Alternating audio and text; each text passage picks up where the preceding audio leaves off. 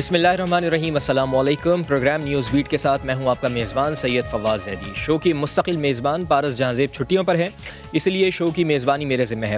ناظرین، بجلی کی قیمتوں میں ₹1.5 فی یونٹ اضافہ کر دیا گیا ہے۔ یوٹیلیٹی اسٹورز پر گھی کی قیمت میں ₹50 فی کلو اضافہ ہوا ہے۔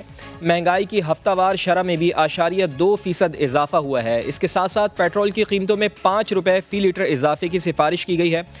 یہ سب آج کی خبریں ناظرین، اور یہ ایسی خبریں ہیں جن کا براہ راست اثر اس ملک کے عوام پر ہوتا ہے۔ پاکستان کا سب سے بڑا مسئلہ اس وقت یہ ہے، لیکن حکومت پچھلے 2 ہفتوں سے ایک اہم ترین تقرری کو ہی بڑا مسئلہ بنا کر بیٹھ گئی ہے۔ حکومت DGISI کی تقرری کے معاملے کو حل کرنے کا دعویٰ کرتے ہوئے سب اچھا ہے تو کہہ رہی ہے، لیکن نوٹیفیکیشن میں تاخیر پر تاخیر کیے جا رہی ہے۔ سوال یہ ہے کہ گورننس سے لے کر اہم تقرریوں کے مسائل حکومت کی نااہلی اور بد انتظامی کی پیداوار ہیں یا جان بوجھ کر کنفیوژن پھیلائی جا رہی ہے۔ آج کے شو میں اس پر بات کریں گے اور ہمارے ساتھ وزیر مملکت علی محمد خان صاحب موجود ہیں، مسلم لیگ نون سے علی گوہر بلوچ صاحب ہمارے ساتھ موجود ہیں، اور دفاعی تجزیہ کار اعجاز اوان صاحب بھی ہمارے ساتھ موجود ہیں۔ آپ تمام مہمانوں کا بہت بہت شکریہ۔ جنرل صاحب، پہلے آپ سے گفتگو کا آغاز کرتا ہوں۔ DGISI کی تعیناتی کو معاملے کو اب 10 دن ہونے والے ہیں۔ جنرل صاحب، آپ سمجھتے ہیں کہ یہ واقعی کوئی نوٹیفیکیشن کی تکنیکی خرابی کا مسئلہ تھا جو اب دور ہو چکا ہے؟ Thank you very much. دیکھیں، نوٹیفیکیشن کی تکنیکی خرابی کیا ہو سکتی ہے؟ کیا نوٹیفیکیشن بنانا نہیں آتا؟ کیا پوسٹل سسٹم خراب ہے؟ یا کیا پرائم منسٹر آف پاکستان کے پاس ٹائم نہیں ہے؟ ایسی بات نہیں ہے۔ یقیناً کوئی مس انڈرسٹینڈنگ ہوئی ہے جس کی وجہ سے ابھی تک ڈیلے ہے، جو نہیں ہونا چاہیے تھا۔ لیڈرشپ کا کام یہ ہوتا ہے کہ ایشوز کو بھی نان ایشو بنا دیں، لیکن یہاں مجھے لگتا ہے نان ایشو کو ایک ایشو بنا دیا گیا ہے۔ یہ ایک ایڈمنسٹریٹو پوسٹنگ ہے، ایڈمنسٹریٹو میئر تھا جو بڑے سموتھ طریقے سے ہمیشہ ہوتا آیا اور اس کو ہو جانا چاہیے تھا۔ اس کا غیر ضروری ڈیلے نہ ادارے کے لیے اچھا ہے، نہ حکومت کے لیے اچھا ہے، اور میڈیا کو ایک سکوپ مل گیا یا ایک مسالہ میں کہوں گا مل ایشو گیا بنانے کی وجہ آپ کو کیا نظر آتی ہے؟ دیکھیں، میں وہی سمجھ رہا ہوں نا کہ ایک پوسٹنگ ہے جس پہ جنرل فیض حمید نے اپنی کمانڈ کے لیے جانا تھا، جو ان کو نیکسٹ رینک کے لیے کوالیفائی ہونا ضروری ہے۔ کون چیف بنتا ہے یہ تو آنے والا وقت دیکھے گا کہ 1 سال بعد کیا ہوتا ہے، اللہ کی ذات بہتر جانتی ہے۔ لیکن جب پرائم منسٹر آف پاکستان کو 5 نام جاتے ہیں ان کوالیفائڈ لیفٹیننٹ جنرلز کے، تو ان میں چوتھے نمبر پر سینئر ہوں گے جنرل فیض حمید۔ تو ان کا کوالیفائی ہونا، آؤٹ آف دا ریس نہیں ہونا چاہیں گے یقیناً وہ، تو ان کا کوالیفائی ہونا ضروری ہے، اور اس کوالیفیکیشن کے لیے ایک بیسک شرط ہے کہ وہ کور کو کمانڈ کریں، اور جس کے لیے غالباً ہماری MS برانچ کا کمپینڈیم ہے، اس میں 12 ماہ کا وقت لکھا ہوا ہے کہ ان کو 12 ماہ کمانڈ ضرور کرنی چاہیے، اور 1 سال کی جسے ہم اینول کانفیڈینشیل رپورٹ کہتے ہیں، وہ 1 سال کی کمانڈ ان کی ضرور ہونی چاہیے۔ اب اگر ایسی بات ہے تو انہیں ہر صورت میں نومبر 29 سے پہلے اپنے نئے اسائنمنٹ پہ چلے جانا چاہیے۔ اگر یہ ریکوائرمنٹ تھی تو پاکستان آرمی چیف اور پرائم منسٹر آف پاکستان آپس میں بات کر کے across the table in half an hour اس میٹر کو ریزالو کیا جا سکتا تھا۔ کیا مس انڈرسٹینڈنگ ہوئی، کیا کمیونیکیشن گیپ ہے؟ I have no information and I would not like to guess or venture into that debate. اچھا جنرل صاحب، اس حوالے سے یہ بات بھی ہو رہی ہے کہ قانون میں ابہام ہے۔ آپ ہمارے ناظرین کو بتائیں کہ DGI کی تعیناتی کا طریقہ کار اصل میں کیا ہے، اور ماضی میں اس حوالے سے کبھی مسئلہ کیوں نہیں ہوا؟ خود وزیر اعظم عمران خان اپنے دور حکومت میں اسی عہدے پر 2 مرتبہ یہ تعیناتیاں کر چکے ہیں۔ سر نہیں، ایسی بات نہیں ہے کہ کوئی ابہام ہے۔ ابہام نہ پروسیجر میں ہے، نہ کوئی انڈرسٹینڈنگ میں ہے۔ دیکھیں، 2 چیزیں ہیں۔ پہلی بات یہ ہے کہ پاکستان آرمی کے آرمی چیف پروپوز کرتے ہیں، 3 نام بھیجتے ہیں وہ پرائم منسٹر آف پاکستان کو۔ اب بھیجنے کا طریقہ روایتی طور پہ تینوں رہے ہیں informal discussion between prime minister and chief of army staff. وہ اکراس دا ٹیبل بیٹھ کے بات کر کے آ جاتے ہیں، اپروول ہو جاتی ہے، اس کے بعد سمری کین فالو، اور نوٹیفیکیشن 2 دن میں ہو، 10 دن میں ہو یا 2 ہفتے میں ہو، اس سے کوئی فرق نہیں پڑتا۔ ایک یہ طریقہ ہے۔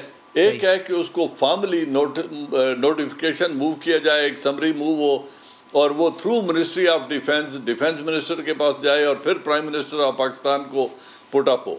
اور ایک طریقہ یہ بھی ماضی میں رہا ہے کہ پرائم منسٹر نے خود ہی نام پروپوز کیا دو صورتوں میں، ایک دفعہ نواز شریف صاحب نے اور ایک دفعہ بے نظیر بھٹو نے، اور انہوں نے کہا کہ آرمی چیف کو کہ میں اس آدمی کو چیف لگانا چاہتا ہوں، اس افسر کو، از ہی اویلیبل، یا آپ کو کوئی اعتراض تو نہیں ہے؟ تو ایک صورت میں ایک ایکسیپشن بنائی گئی تھی جہاں ایک ریٹائرڈ لیفٹیننٹ جنرل شمس الرحمان کلو کو بے نظیر بھٹو صاحبہ نے لگایا تھا D G I S I, اور ضیاء الدین بٹ کی فرمائش خود نواز شریف صاحب نے کی تھی، اور انہوں نے اس وقت جنرل پرویز مشرف کو ریکویسٹ کی تھی. انہوں نے اپنے سٹاف کو کنسلٹ کرنے کے بعد پرائم منسٹر کو کہا کہ افسر از اویلیبل، ہمیں کوئی اعتراض نہیں ہے، آپ ان کو لگا لیں. تو یہ دونوں طریقے چلتے رہے ہیں، لیکن سمجھنے والی بات یہ ہے کہ prerogative prime minister of Pakistan کا ہے کہ وہ کس کو لگائیں گے، اور بہتر سجیشن آرمی چیف سے اچھی سجیشن کوئی انہیں دے نہیں سکتا، کیونکہ آرمی چیف ہی جانتے ہیں کہ اس عہدے پر رہنے کے لیے 32 یا 34 سالہ ریکارڈ آف سروس کے مطابق کون سا آفیسر موضوع ہے، اس کو کب لگنا چاہیے، کیونکہ اس ادارے کا بنیادی کام اسٹریٹجک انٹیلیجنس کی collection, collation, analysis and dissemination to the 3 services, یہ اس کی ایک فارمل ڈیوٹی ہے، اور اس کے لیے آرمی چیف ہی بہتر سمجھ سکتے ہیں کہ کون آفیسر موضوع ہے. چلیں جی ٹھیک ہے، نقطہ آ گیا جنرل صاحب آپ کا. علی محمد خان صاحب، گفتگو بھی سنی آپ نے جنرل صاحب کی، اور جس طرح میں نے انٹرو میں ہی بتایا کہ اتنے بڑے بڑے مسائل ہیں، 4-6 مسائل تو میں نے اپنے انٹرو میں ہی بتا دیے جس سے حکومت کو ٹیکل کرنا ہے. تو پرائیورٹی آپ کو ان مسائل کو حل کرنے میں ہونی چاہیے، یا پھر یہ ابھی تک آپ نوٹیفیکیشن ہی نہیں نکال سکے D G I S I کا، وہ آپ کی پرائیورٹی ہونی چاہیے؟ مہنگائی پرائیورٹی کیوں نہیں ہو رہی آپ کی؟ بسم اللہ الرحمن الرحیم، اللہم صلی وسلم وبارک علی سیدنا محمد. بہت شکریہ. نہیں، پرائیورٹی تو ساری چیزیں اہم ہیں، امور مملکت میں کوئی بھی چیز غیر اہم نہیں ہوتی، لیکن یہ جو نوٹیفیکیشن کا یا جو اپوائنٹمنٹ کا ایشو ہے، اپوائنٹمنٹ تو خیر نہیں ہے، نوٹیفیکیشن کا کیونکہ بیسیکلی ٹرانسفر پوسٹنگ کا ہی ہے، تو یہ بھی کافی امپورٹنٹ ہے.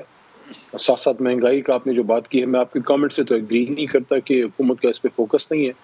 پہلی نقطے پہ آنے کے بعد میں دوسرے پہ تفصیلی بات کروں گا. پہلا نقطہ جو آپ نے ڈی جی انٹر سروسز کی بات کی ہے، تفصیل سے تو جو ہے جنرل ریٹائرڈ عوان صاحب نے آپ کو سارا تفصیل بتا بھی دی ہے اور اپنے جذبات کا بھی اظہار کیا ہے. میں تو بڑا اس پہ بریف کامنٹ کروں گا، کیونکہ ایک تو میرے پاس اس کی ڈیٹیل انفارمیشن نہیں ہے، لیکن وزیر اعظم صاحب نے اس پہ 1-2 موقعوں پہ میری موجودگی میں بات کی ہے، جس کی ڈیٹیل بھی اس کی بھی میں شیئر نہیں کروں گا. صرف اتنا کہنا چاہوں گا کہ جو پبلک میں بات آئی ہے اسی تک محدود رہوں گا، اور وہ یہی ہے کہ وزیر اعظم صاحب نے برملا یہ کہا ہے کہ وہ اور سپہ سالار جو ہیں وہ ایک پیج پہ ہیں، بہترین کوارڈینیشن ہے. اور دوسرا یہ ہے کہ انہوں نے یہ بھی کہا ہے کہ دونوں آفیسز جو ہیں ان کی عزت ان کے لیے بہت اہم ہے، چاہے وہ پی ایم صاحب کا آفس ہو، پرائم منسٹرشپ کا، یا سی او ایس سپہ سالار کا آفس ہو. اور چونکہ اس پروسیس کا جو ہے ابتدا ہو گئی ہے، میں اس بات سے ڈس ایگری نہیں کرتا جو آپ نے بھی بات کی ہے اور عوان صاحب نے بھی کی ہے کہ جتنا جلدی ہو جائے بہتر تھا یا بہتر ہے. انشاءاللہ جلد ہو جائے گا، کیونکہ پروسیس شروع ہو چکا ہے. کتنا ٹائم لگے گا اس پہ میں کامنٹ نہیں کرنا چاہتا، نہ میرے پاس اس کی ایگزیکٹ انفارمیشن ہے، لیکن جلد ہو جائے گا. کیونکہ ابھی آپ نے انفارمیشن منسٹر صاحب کے حوالے سے بات کی ہے، میں اسی پہ اکتفا کروں گا. انشاءاللہ جلد ہو جائے گا.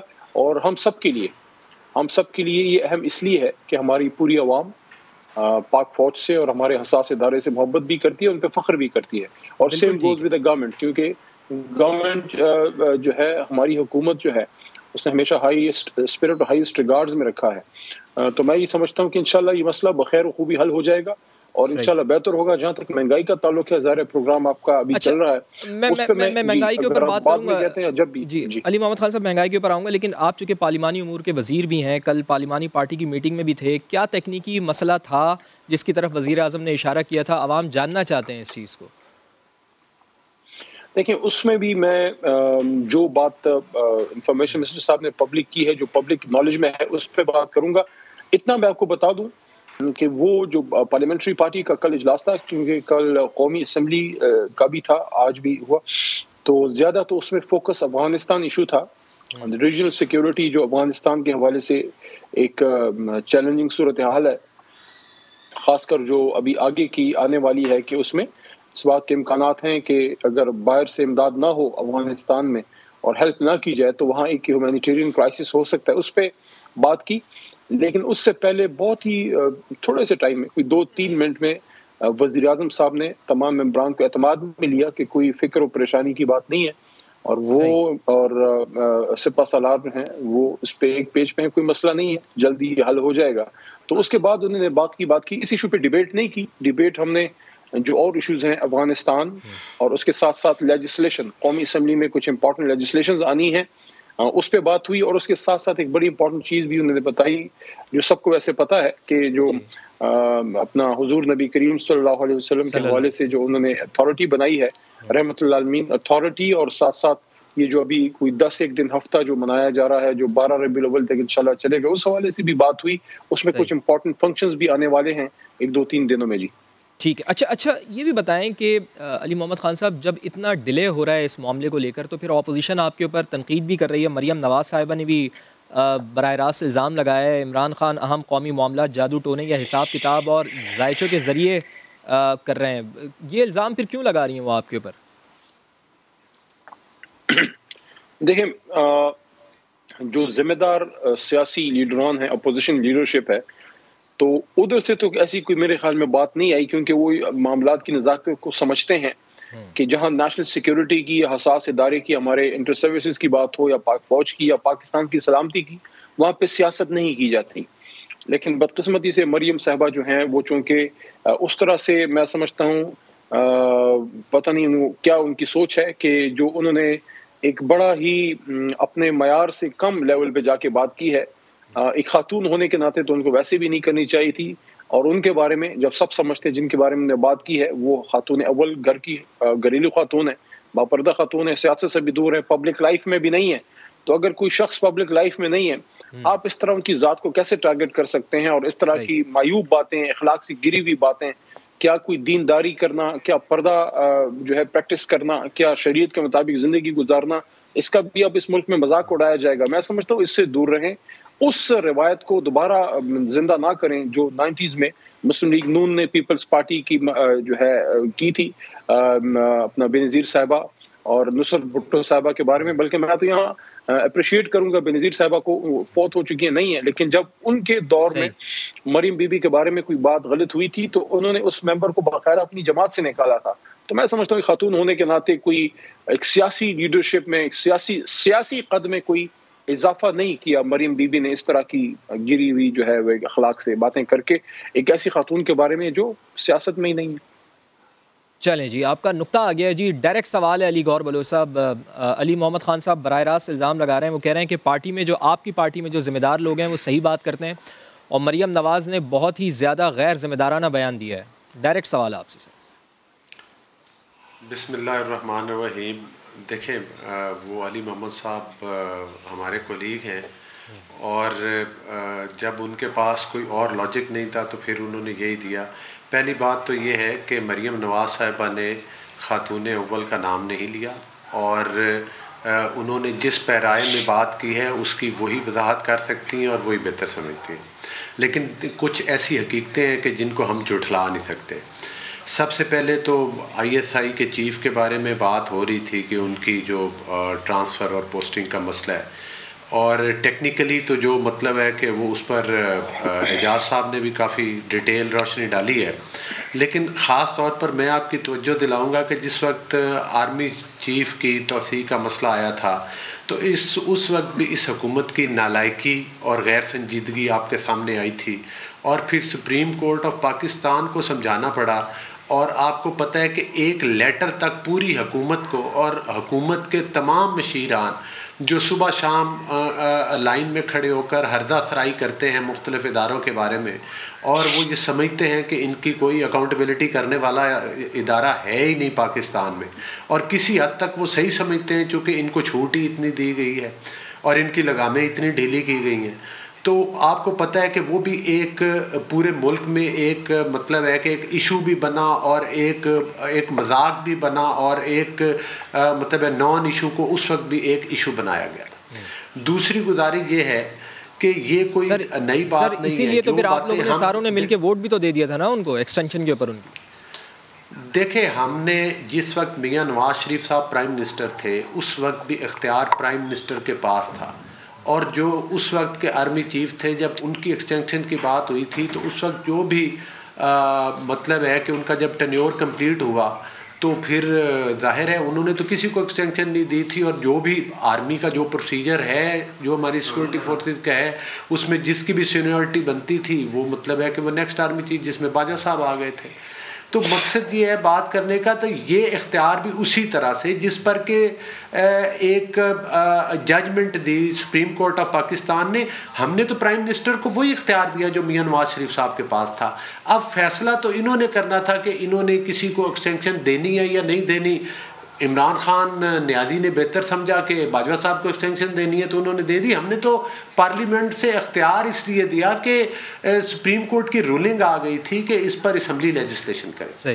دوسری گزاری یہ ہے کہ واقعی یہ جو کہتے تھے کہ ایک پیج پر ہیں اور سب کچھ ٹھیک ہے، تو اس کے تو اس پیج کی تو آہستہ آہستہ جو مطلب ہے چیزیں، ظاہر ہے بندہ ایک بات کہ ہر وزیر ان کی وضاحت کرتا ہے، اور پچھلے 3 سال سے انہوں نے ایک راگ لاپا ہوا کہ ہم ایک پیج پر ہیں، ہم ایک پیج پر ہیں. ہر معاملے میں انہوں نے سر وہ تو آج بھی یہ کہہ رہے ہیں، علی محمد خان صاحب نے بھی کہا ہے کہ وزیر اعظم بھی کہہ رہے ہیں ہمارے بڑے خوشگوار تعلقات ہیں. ہوں گے خوشگوار تعلقات، اللہ کرے خوشگوار تعلقات رہے، لیکن بات یہ ہے کہ جس طرح سے ہر خواہش تو آپ کی ہے نا کہ یہ تعلقات خوشگوار نہ رہیں، تاکہ اگر یہ تعلقات خراب ہوں تو پھر آپ ان کو ایکسپلائٹ کر سکیں. خواہش تو آپ لوگوں کی ہے نا اپوزیشن. جب بھی میری گزارش سن لیں نا، جب بھی یہ کوئی غلط کام کرتے ہیں تو اس کا ملبہ یہ باقی اداروں پر ڈالتے ہیں اور اس میں ان کو بدنام کرتے ہیں. ہر کام پہ جا کر یہ وضاحت کرتے ہیں. دیکھیں ہماری جو آرمی ہے، جو ہمارے ادارے ہیں، وہ اسٹیٹ کے ساتھ ہوتے ہیں، وہ حکومت کے، وہ کسی پولیٹیکل پارٹی کے ساتھ نہیں ہوتے. وہ عمران خان کے بلنڈرز کے ساتھ ہمارے ادارے نہیں ہو سکتے. ہاں، اور ہمیشہ ہم سے یہ گلہ کیا جاتا رہا ہے کہ آپ اداروں پہ تنقید کرتے ہیں. ہم اداروں پہ تنقید نہیں کرتے، ہم اداروں میں بیٹھے ہوئے چند ان لوگوں پر ضرور کرتے ہیں اور بانگے دہل کرتے ہیں جن کے ذریعے ہم سمجھتے ہیں. اگر وہ نہیں کریں گے تو پھر کون کرے گا سر؟ دیکھیں بات وزیر اعظم کا اگر اختیار ہے تو وزیر اعظم اس چیز کا فیصلہ کیوں نہیں کرتے؟ اس کا مطلب ہے کہ پھر دیکھیں اختیار ہونا الگ بات ہے، ایک ملک میں تماشا لگا دینا الگ بات ہے. اس کا مطلب ہے کہ آرمی چیف کے ساتھ اور ان کی کوارڈینیشن کا لیول یہ ہے کہ جب وہ سمری آئی تو اس سے پہلے بھی جو میڈیا پر باتیں آئی ہیں اس سے پہلے بھی یہ پرائم منسٹر کے ساتھ معاملہ ڈسکس کیا گیا تھا. پھر انہوں نے جو ہے وہ جب سمری آئی ہے یا جو بھی نوٹیفیکیشن کے لیے بھیجا گیا تو پھر انہوں نے فوری طور پر مطلب ہے کہ اس پر اور ذاتی طور پر میری یہ رائے ہے کہ جو ظاہر ہے آرمی کے معاملات ہیں اس میں تجاویز جو آرمی چیف یا آرمی کے اینڈ سے آتی ہیں وہ زیادہ موضوع ہوتی ہیں. اور اگر پرائم منسٹر کو ان کی تجویز سے کوئی اختلاف تھا یا وقت سے کوئی اختلاف تھا تو پھر تو اس کا تقاضا یہ تھا کہ یہ تو روز آرمی چیف سے ملتے، یہ امیکیبلی بات کر کے اس معاملے کو پٹ ہی اس وقت کرتے کہ جب پرائم منسٹر کہتا کہ ٹھیک ہے میں آپ کرنے کے لیے تیار ہوں. تو مقصد یہ ہے کہ جن چیزوں کی ہم نے نشاندہی کی کہ دال میں کچھ کالا ہے، آیا جنرل فیض سے اور کون سے ٹارگٹ یہ اور مزید اچیو کرنا چاہ رہے ہیں جو کہ مطلب ہے کہ جو جن کے بارے میں ہم کئی دفعہ اپنے تفاضلات کا اظہار ان کے ساتھ کھڑا ہونا چاہیے. سر آپ کیوں نہیں ان کے ساتھ کھڑے ہو رہے؟ دیکھیں ہم ان کے ساتھ کہاں، جب فلسطین کا مسئلہ آیا تو اس وقت وزیر اعظم اسمبلی سے غائب تھا اور اپوزیشن جو تھی وہ قوم کے ساتھ کھڑی ہوئی تھی. کشمیر کے مسئلے پر اپوزیشن قوم کے ساتھ کھڑی ہوئی تھی. کرونا کے پینڈیمک میں اپوزیشن کشمیر اپنی قوم کے ساتھ کھڑی ہوئی تھی. اگر کوئی غائب نظر آتا ہے تو وہ صرف اور صرف پرائم منسٹر ہی نظر آتا ہے. اور جہاں تک یہ ابھی میرے بھائی وہ مریم نواز صاحبہ کی بات کر رہے تھے علی محمد صاحب، میرا خیال ہے کہ اس میں تو کوئی شک شبہ نہیں. یہ بتائیں کہ یہ کوئی باتیں کوئی ہماری طرف سے تو نہیں ہے. عثمان بزدار کا نام کون سے فعال کے تحت نکلا تھا جس کو وسیم اکرم پلس کہا جاتا تھا؟ یہ معاملات کسی سے ڈھکے چھپے ہوئے نہیں ہیں، کسی کے اوپر تنقید نہیں ہے. لیکن حکومت کے اہم امور کے فیصلے اگر آپ جو ہے مطلب اس طرح استخاروں کے ساتھ کریں گے اور اس طرح کے معاملات چلائیں گے تو یہ تو وہی باتیں جو میڈیا پر آ رہی ہے ہماری طرف سے نہیں ہو رہی، یہ پورا پاکستان کرتا ہے. لیکن پھر صرف ہم تو نہیں کرتے. تو ان باتوں کو مطلب یہ ہے اور یہ ویسے پارٹی قیادت کو سوچنا چاہیے کہ اتنی اہم تقرریاں ہیں اور اس کے اوپر پھر اس طرح کی بیان بازی، اس کا خیال لیے. بریک مجھے ایک لینی ہے اور بریک کے بعد اس ملک کا سب سے بڑا مسئلہ مہنگائی، اس کو ڈسکس کریں گے۔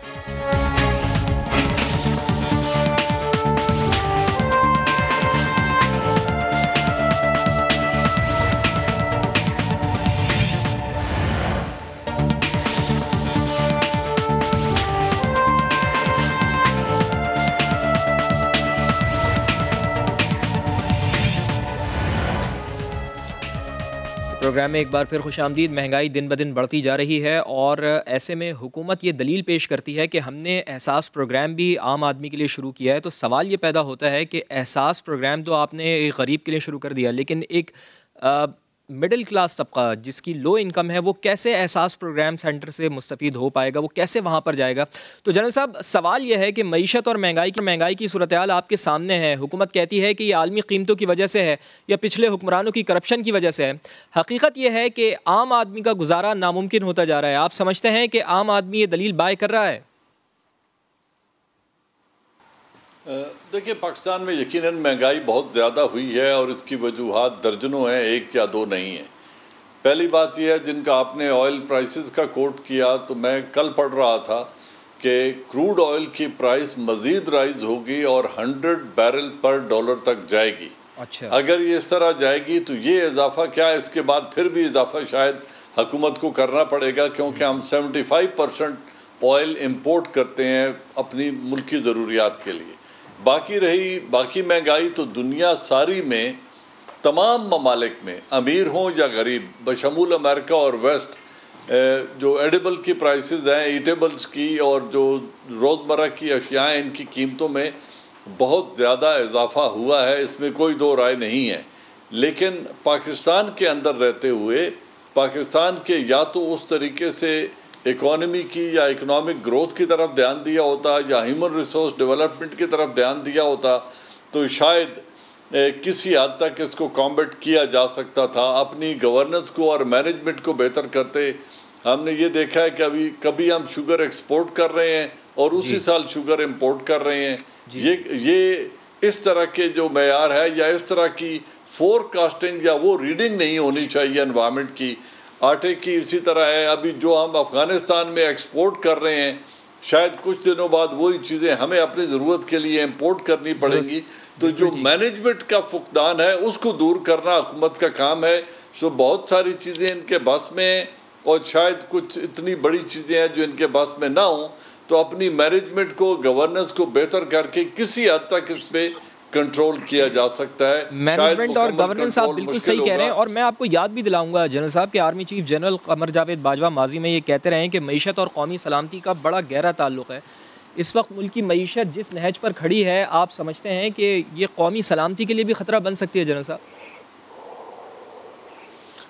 دیکھیں، معیشت اور ہینڈ ان گلو ہوتی ہیں۔ معیشت یقیناً ایک بہت بڑا ایشو ہے، کیونکہ جس ملک میں روزگار نہیں ہوگا، بے روزگاری بڑھے گی، غربت بڑھے گی، تو لوگ ایکسٹریمزم کی طرف جائیں گے اور ہوسٹائل ایجنسیز کو انہیں ایکسپلائٹ کرنے کا یا استعمال کرنے کا موقع مل جائے گا۔ خود ملک کے اندر کرائم بڑھ جائے گا۔ تو اگر یہ چیزیں لا اینڈ آرڈر سچویشن پیدا کریں گی تو سیکیورٹی آف کورس ملک کے لیے ایک چیلنج بن جائے گی، اور اگر اندرونی طور پہ اتنا انتشار ہوگا تو بیرونی دشمنوں کو بھی موقع ملے گا۔ تو اس کا جو ریلیشن شپ ہے یہ تو بڑا انڈرسٹینڈیبل ہے کہ یقیناً یہ ان کا بہت گہرا ربط ہے، آپس میں بہت گہرا رشتہ ہے، لیکن ان چیزوں کو مینیج کرنا حکومت ہی کا کام ہے، کیونکہ لوگوں نے انہیں ووٹ دیا ہے، 5 سال کے لیے انہیں ٹرسٹ کیا ہے، اور ان کا کام ہے کہ کرائسس کو مینیج کریں اور چیزوں کو اس حد تک اپنے کنٹرول میں لے آئیں جتنا ممکن ہے۔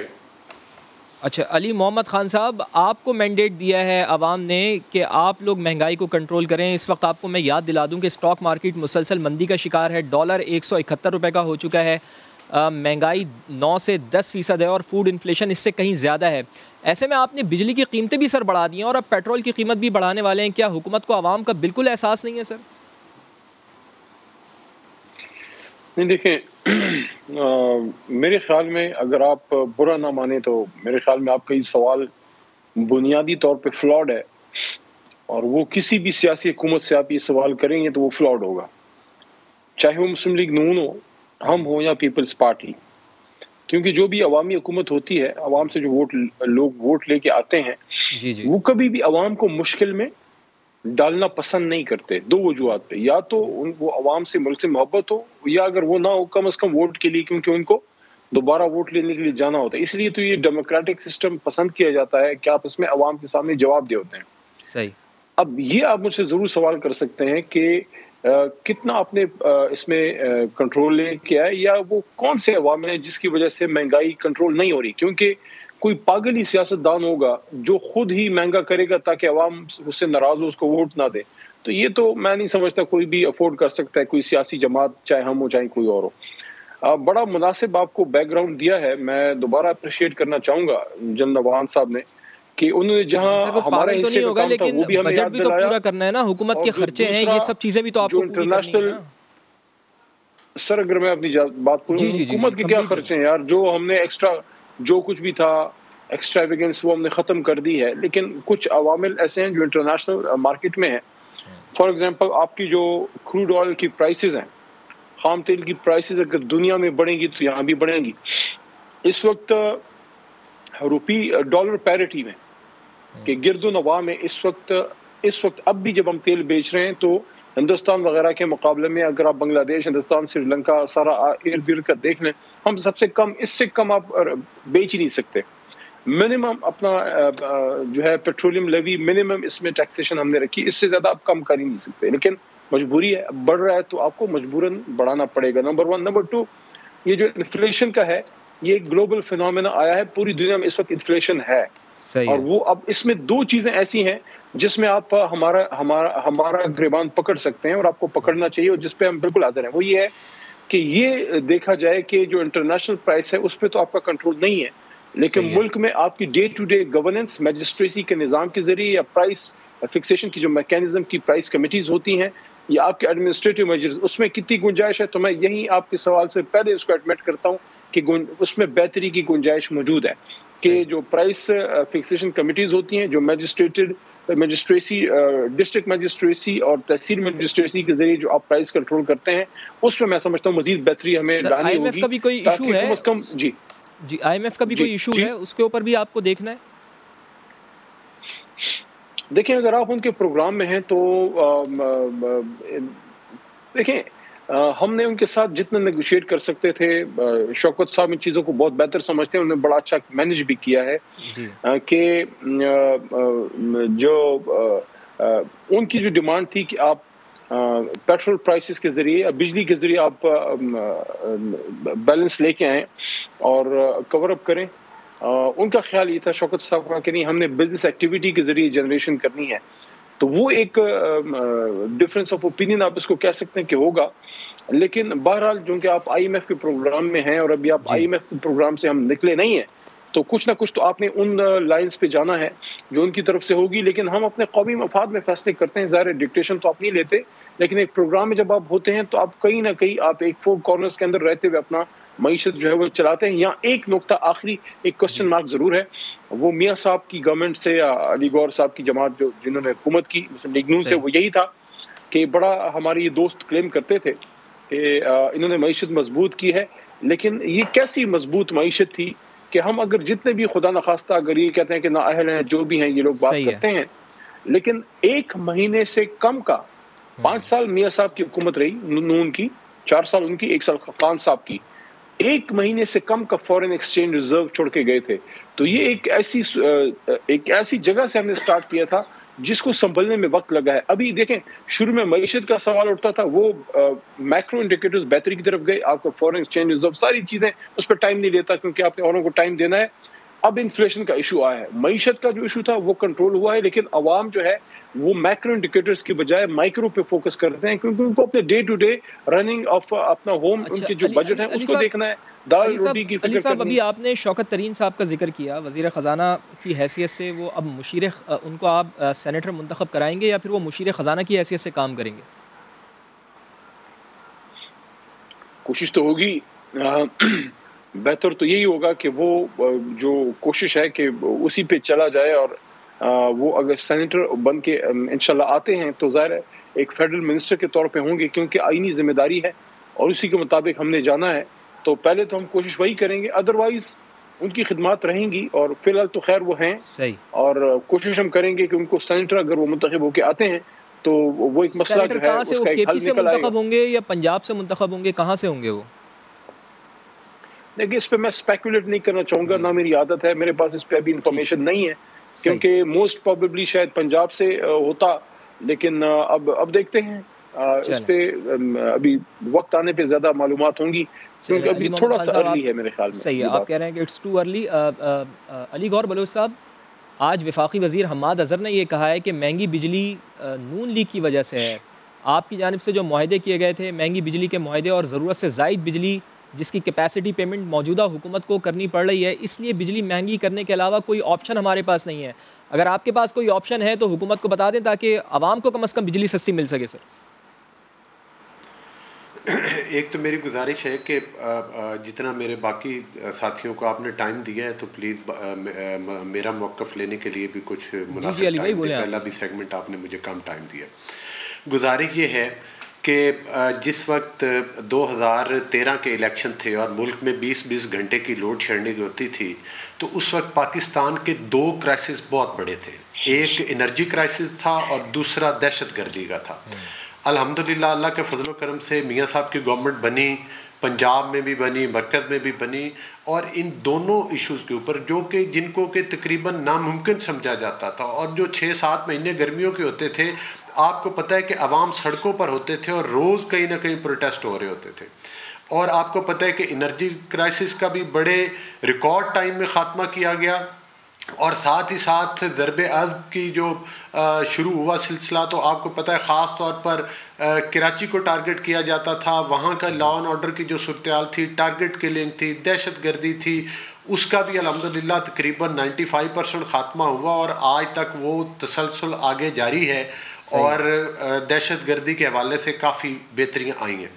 لیکن دیکھیں, جب یہ کنٹینر پہ کھڑے ہو کے خطاب فرمایا کرتے تھے عمران نیازی صاحب, تو یہ تو ہمیں کہتے تھے کہ بھائی یہ جس وقت عام زمیندار کو جو ہے وہ یونٹ 5 روپے کا ملتا تھا, اور آج تقریباً 12, 13, 14 روپے کا ملتا ہے بجلی کا یونٹ, اس وقت یہ کہتے تھے کہ یہ تو کرپٹ حکومت ہے, کرپٹ وزیر اعظم ہے, اس لیے اتنی مہنگی بجلی مل رہی ہے. یہ تو کرپٹ وزیر اعظم ہے تو اس لیے ادویات اتنی مہنگی ہیں, اس لیے چینی اتنی مہنگی ہے, اس لیے آٹا اتنا مہنگا ہے. آج 3 سال کے عرصے میں آپ نے دیکھ لیا کہ پاکستان میں ایسا محسوس ہوتا ہے کہ یہاں پر جنگل کا راج ہے, کوئی حکومت نہیں ہے. ہر روز کا جو مطلب ہے کہ نئی, جو آپ صبح اٹھتے ہیں ٹی وی آن کرتے ہیں تو یہی چل رہا ہوتا ہے کہ آج فلاں چیز مہنگی ہوگی, آج فلاں چیز. آپ اندازہ کریں کہ ایک ذمہ دار, چونکہ زیادہ تر ہمارا ایگریکلچر سیکٹر ہے, جو 24 روپے کی ڈی اے پی کی کھاد کی بوری تھی وہ آج 7,000 روپے میں بلیک پہ مل رہی ہے. علی محمد خان صاحب سے میں یہ گزارش کروں گا کہ آپ کی پنجاب میں بھی گورنمنٹ ہے, اگرچہ وہ ہمارے الگ تفاضات ہے کہ یہ سلیکٹڈ گورنمنٹس ہیں اور اس پر ہم اپنی بات پر قائم ہیں, پھر بھی چلیں آپ کی حکومت ہے تو آپ دیکھ لیں کہ وہاں پر چیک کریں کہ بلیک ریٹ پر کھاد نہیں بک رہی. وہاں پر چیک کریں کہ وہاں پر جن لوگوں کو جو آپ نے اپنے مشیر بنائے ہیں, ہمارے وہ دوست ہیں جمشید چیمہ صاحب, وہ زراعت کا بھی اور ان کے پاس وہ فوڈ اینڈ سیکورٹی کا ہے, ان کا تو خود اپنا بزنس جو ہے وہ, اس سے یہ کانفلکٹ آف انٹرسٹ نہیں ہے.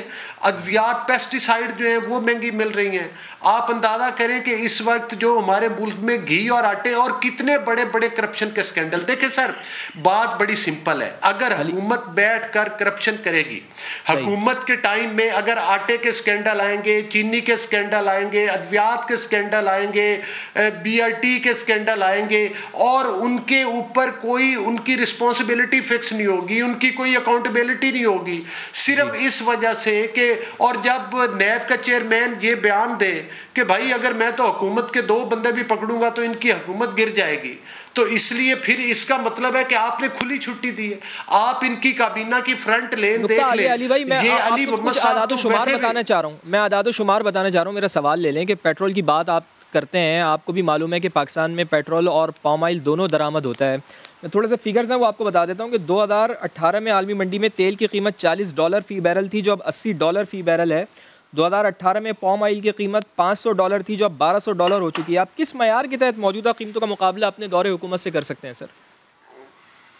عالمی سطح پر تو بڑھ رہی ہے نا قیمتیں کہ پہلی بات تو یہ ہے کہ صرف آئل نہیں، یہاں پر تو ہر کام بجلی کے ریٹس کو آگ لگی ہوئی ہے. آپ یہ دیکھیں کہ 55% 3 سالوں میں 55% بجلی مہنگی ہو چکی ہے. ادویات کے اوپر، پاکستان کی ادویات کے اوپر اربوں روپے کا تو بتا دیا نا انہوں نے کہ آپ نے مہنگے معاہدے کیے ہوئے اس وجہ سے ہوا ہے. میری گزارش تو سن لینا، اب مجھے بات تو کرنے دینا پلیز سر. کمپلیٹ کرنا. بات یہ ہے کہ ادویات کے اوپر اگر ادویات کے اوپر ڈاکہ ڈالا گیا تو 600 سے 700% تک ادویات کی قیمتیں بڑھ چکی ہیں.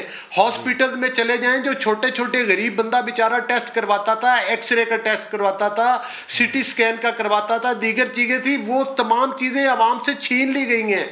یہاں پر یہ حالات ہیں کہ لوگ بیچارے جو ہیں ان کو 2 کروڑ کے قریب لوگ پاورٹی لائن سے نیچے چلے گئے ہیں. لوگ بجلی کا بل، گیس کی قیمتیں کتنے % بڑھ گئی ہیں آپ بتائیں. لیکن مطلب کیا کرے ایک عام آدمی جو ہے وہ گیس کا بل دے، وہ بجلی کا بل دے، وہ اپنے بچے کا علاج کا چراغ ہے کہ اگر آپ کو آج حکومت مل جائے تو آپ 2018 سے پہلے والے حالات لے کر آ جائیں. مجھے ایک بریک لینی ہے اور بریک کے بعد چیئرمین نیب کے حوالے سے بھی گفتگو کریں گے. ہمارے ساتھ رہیے.